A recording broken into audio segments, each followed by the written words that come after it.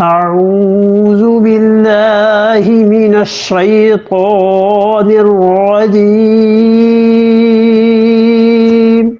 بسم الله الرحمن الرحيم ولا تنكحوا ما نكح آباؤكم من النساء إلا ما قد سلف وَإِنَّهُ كَانَ فَاحِشَةً وَمَقْتًا وَسَاءَ سَبِيلًا۔ وَلَا تَنْكِحُوا، یہاں تک بات کلیئر ہو گئی جی۔ وَلَا تَنْكِحُوا، اور نکاح نہ کرنا، مَا نَكَحَ آبَاؤُكُمْ۔ اب یہاں سے اللہ تعالی نے شروع کیے وہ رشتے گننا جن سے نکاح حرام ہے۔ فرمایا وَلَا تَنْكِحُوا مَا نَكَحَ آبَاؤُكُمْ مِنَ النِّسَاءِ، اور ہرگز نکاح نہ کرنا ان سے پہلا رشتہ، مَا نَكَحَ آبَاؤُكُمْ، جس سے نکاح کر چکے ہیں تمہارے والد، والد کی منکوحہ ہے، ماں ہو گئی، والد کی بیوہ ہیں، سوتیلی ماں ہو گئی، والد نے کسی کو طلاق دے دی تھی وہ ہو گئی۔ اور یہ عرب مدینہ منورہ میں جاہلیت کے دور میں سوتیلی ماں سے نکاح کو کوئی برا نہیں سمجھتا تھا، کر لیتے تھے، اس لیے اللہ نے یہاں ماں کا لفظ نہیں استعمال فرمایا ماں نکاح آباؤکم، تمہارے والد نے جس سے بھی نکاح کیا، اسی طرح دادا پردادا نانا آگے سارے رشتے آ گئے، اللہ نے کہا بالکل نکاح نہ کرنا، الا ما قد سلف، ہاں ما قد سلف، جو کچھ ہو گیا وہ ہو گیا، جو گزر گئی سو گزر گئی۔ اور یہ دلیل ہے اس بات کی، اس بات کو یاد رکھنا کہ اللہ نے اس سے پہلے جو زمانہ جاہلیت میں گناہ نکاح کے معاملے میں ہو گئے تھے، اللہ نے جب خود کہہ دیا ہے کہ بس چھوڑ دو اس کو، تو گویا اللہ نے معاف کر دیا ہے، اب کسی کو حق نہیں پہنچتا کہ اس نکاح پر اعتراض کرے۔ اہل تشریع بہت جگہ پہ صحابہ کرام رضی اللہ عنہ کے والدین کے نکاح کی بحث کرتے ہیں، خاص طور پہ حضرت عمر رضی اللہ عنہ کے والد نے فلاں سے نکاح کیا تھا، فلاں نے فلاں سے نکاح کیا تھا، اور یہ سارے بچے جو تھے یہ جائز نہیں تھے، علیہ باللہ۔ اللہ نے جب ان نکاحوں کے متعلق کہا کہ الا ما قد سلف، بس جو گزر گئے، جو ہو گئے، جو آگے کو ہو چکا ہے اس پہ بات نہ کرو، آئندہ کے لیے یہ نکاح حرام ہے، تو اللہ نے جب خود کہہ دیا ہے کہ بس اس پہ بات نہیں کرنی، تو اب کیا ضرورت ہے اس پہ بات کرنے کی؟ ایک اور دوسرے فرض کر لو یہ ساری چیزیں ان لوگوں کے ساتھ تھیں اور بچے ایسے تھے، تو ان کا کیا قصور ہے؟ بھئی ان کے والدین اگر کافر تھے تو ان کی حرکتیں۔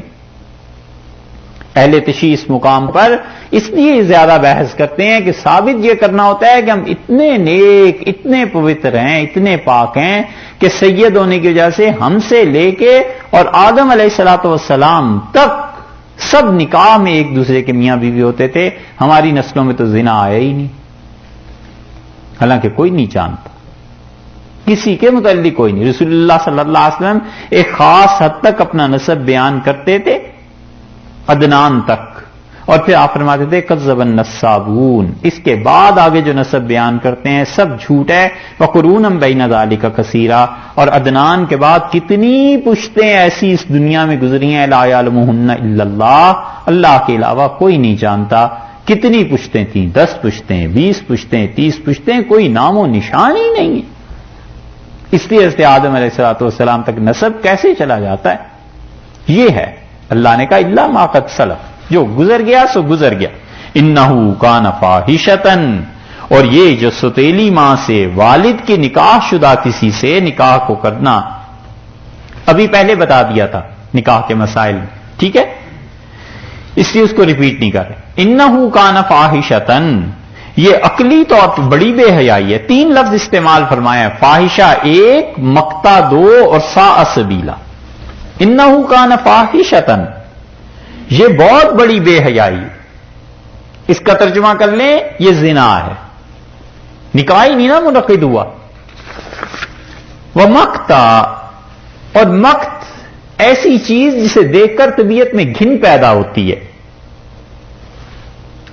جس چیز کو دیکھ کے طبیعت میں نفرت پیدا ہوتی ہے، جیسے بعض لوگ چھپکلی کو دیکھیں تو گھن پیدا ہوتی ہے نا طبیعت میں، ایسی چیز ہے یہ نکاح۔ کہ اپنے والد کے کسی منکوحہ سے نکاح کرو، ایسی چیزیں گھن پیدا ہوتی. 8 قسم کے نکاح ہوتے تھے جاہلیت کے دور میں. ان میں سے ایک نکاح یہ نکاح المقت کہلاتا تھا، یعنی ایسا نکاح جسے دیکھ کے ناگواری پیدا ہو کہ اس اپنی ستیلی ماں سے نکاح کر لیا. دوسرا نکاح وہ کرتے تھے وقتی موقت نکاح، وقت کے طور پہ 1 مہینے کے لیے، 1 دن کے لیے، 2 دن کے لیے. تیسرا وہ نکاح کرتے تھے کہ کوئی چیز دے کر، چادر ہے، کپڑے ہیں، جوتے ہیں، کوئی چیز دے کے اور اس عورت کو 1 مرتبہ استعمال کر لینا، یہ بھی نکاح کہلاتا تھا ان کے یہاں، اسے کہتے تھے متع. چوتھا نکاح وہ کرتے تھے اس طرح سے. عائشہ رضی اللہ عنہا نے ان 8 نکاحوں کی تفصیل بیان کی ہے کہ ایک عورت دعوت دیتی تھی کچھ مردوں کو، اور جب اس کے ہاں اولاد ہوتی تھی تو وہ کسی کے متعلق بھی کہہ دیتی تھی کہ یہ تمہارا بیٹا ہے، بس یہ تمہاری بیٹی ہے، یہ نکاح ہوگی، اس کا وارث قرار پاتا تھا. 5ویں بھی یہی حرکت تھی، لیکن اس میں وہ کاہنوں کو بلا لیتی تھی عورت اور کہتی تھی میرے پاس اتنے لوگ آئے تھے اور ان میں سے جس کا بیٹا ہے ذرا تم اندازہ کرو کس کے ساتھ شکل و صورت ملتی ہے، تو کاہن جس کے ذمہ لگا دیتا تھا، یہ بھی ایک نکاح ہو جاتا. اور 6واں نکاح ان کے ہاں وہ خاندان والے کر دیتے تھے، کوئی پتہ نہیں ہوتا تھا اس کا باپ کون ہے، خاندان والے کہہ دیتے تھے کہ فلاں ہے، چلو جی ہو گیا نہیں.